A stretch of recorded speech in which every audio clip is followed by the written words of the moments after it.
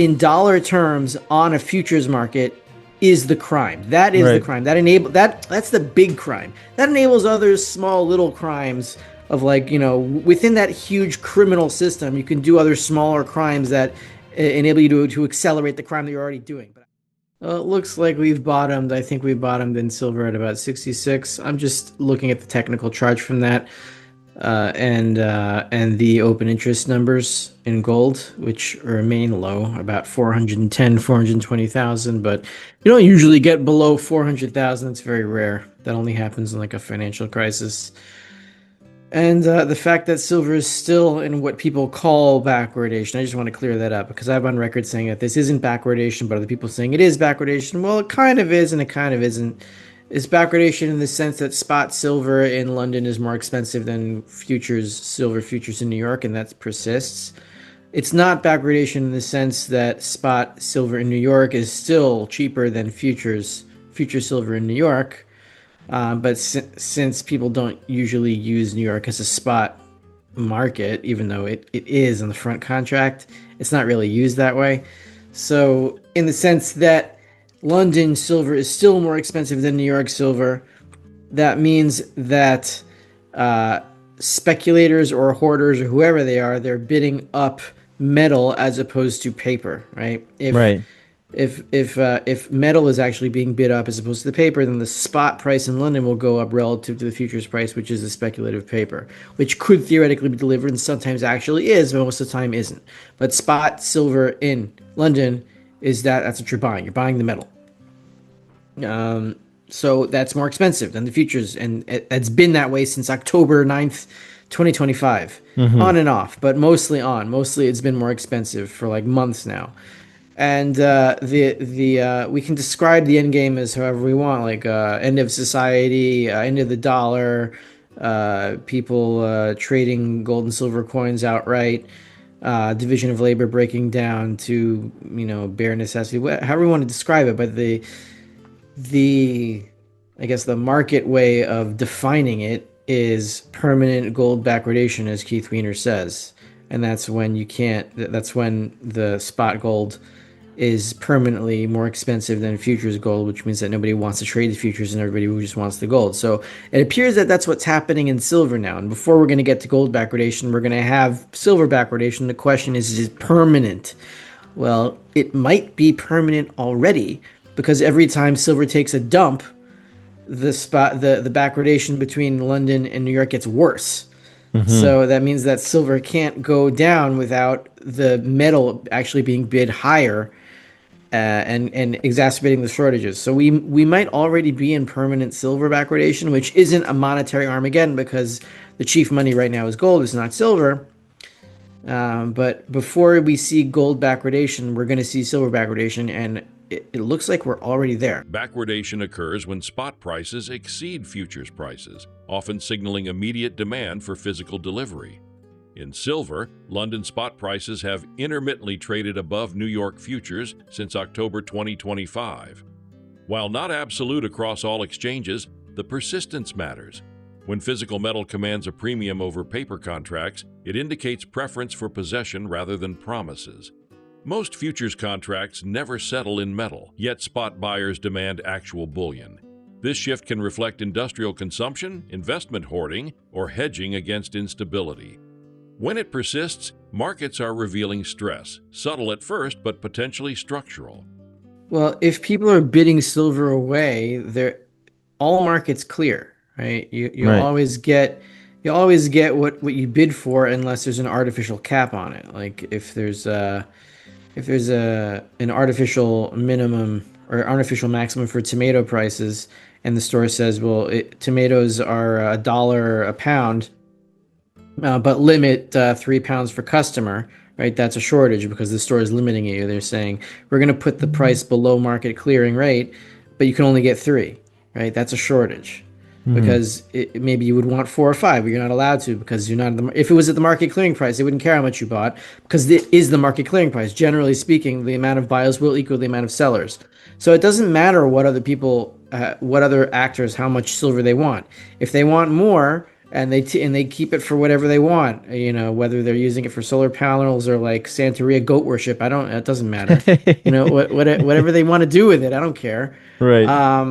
But I mean, I'd rather they use it solar panels. I'm not a big fan of goat worship, but I can imagine, like, you take the goat's horns, you dip them in silver, and then you like sacrifice it to Thor or whatever. I don't know. People could be doing this right now, Right. and especially in the comics, you never know what those crazy people are going to do. Oh yeah. But but however much they do it, if they take all the silver, that means the silver that's left is just going to be more valuable, and it's going to have a higher exchange rate with everything else. So as long as silver is allowed to be traded freely for other things, then the prices will even out at the market clearing rate, whatever it happens to be. What could be worrying is not that companies will bid so much away from the market. It's that what if there's price controls on it, which what it is now. We're going to get away from that in the end game, because in the end game, credit doesn't work. And if credit doesn't work, then the government doesn't have the power to enforce any of its price controls, because Right. the government runs on credit. If there's no more credit, there's no more government. In free markets, shortages do not typically endure.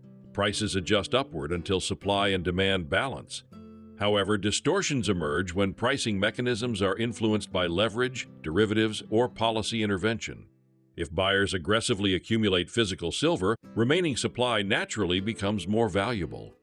Industrial demand from solar manufacturing, electronics, and electrification trends has steadily increased global consumption. Meanwhile, above-ground stockpiles are not unlimited. If price discovery is constrained or disconnected from physical flows, tensions build. Eventually, markets must reconcile paper valuation with tangible availability. When that reconciliation occurs, repricing can be abrupt. I think spoofing is possible, and I think it even happened, but I don't care about it. It doesn't matter to me, Right. because it's all with paper. Spoofing would be what? They pretend to make orders, and they cancel them before they're filled, so that it Yeah. looks like volume's higher, but it's not really. So then they wait for a tick up because people are following the volume indicators, and then they sell it for a little bit of a profit. Well, how much can they really make on that? Maybe a few million, a few billion even, but who cares, right? Right. It's not, you can't do that long term. What really pisses me off, and what has to end, is the very fact that they're able to spoof. Not that they are spoofing, but what enables them to spoof. The fact that silver futures are sold in dollar terms on a futures market is the crime. That is the Right. crime. That's the big crime. That enables other small little crimes of, like, within that huge criminal system, you can do other smaller crimes that enable you to accelerate the crime that you're already doing. But it doesn't matter about that. What we got to get rid of is the silver futures market entirely, because when you think about it, the dollar originally is a gold derivative, but even before that, it was a silver derivative, which means, by the monetary regression principle forwarded by Mises over here, that the dollar still is a silver derivative, right? If you go back in Right. time far enough. And therefore, when you're buying futures silver for dollars, what are you doing? You're exchanging, you're buying dollar, you're pricing dollars in dollar derivatives. Right. That doesn't make any sense, right? How the futures market should work is that there is no gold and silver trading in the futures market at all, and instead every other commodity and everything else futures, whether it be Bitcoin futures or pork belly futures or derivative or interest rate futures or whatever it is that the CME wants to sell me, they're all denominated in gold and silver ounces, Right. right? And that would be fine, because then they wouldn't be able to spoof anything, right? Because there's only a finite amount of money in the world, and instead of trading futures on credit, you trade it on money. That's what's Yeah. going to happen. Concerns about spoofing and speculative manipulation often dominate conversations. While such practices have occurred historically, they represent symptoms rather than root causes. The larger debate centers on pricing precious metals primarily through leveraged futures markets denominated in fiat currency. Gold and silver historically functioned as monetary anchors. Today, they are largely traded as financial instruments. Critics argue that pricing real assets through expanding credit structures creates distortions. If confidence in credit weakens, physical ownership may take precedence over derivatives. In that environment, futures liquidity could shrink while spot premiums widen. it depends what you mean by real. What does real mean? Well, real would how I would define real is with the minimum amount of government intervention possible. So assuming there was no government intervention, and therefore meaning no dollar, no government issued credit. If Right. that didn't exist, then what would the dollar be? The dollar wouldn't have any value, and therefore you'd have gold, but you can't really use gold directly in trade because it's too valuable. So you'd need something to divide it on retail. So you'd have to use silver. There's no other option. There's no other option. There's nothing, Right. Right. right? I mean, look, if there wasn't any silver, if silver didn't exist, then you'd use copper. And if copper didn't exist, then you'd use zinc or whatever the next liquid commodity is. Right. So the question is like in a world where there's no government intervention in money at all, and it's just a free market in money, just like there's like what is there a free market in these? Are there any free markets left? I don't think What is so. what's the freest market that exists today? I don't even know. I think everything's manipulated. I mean, let's say there's a free market in Jello. Okay. Okay.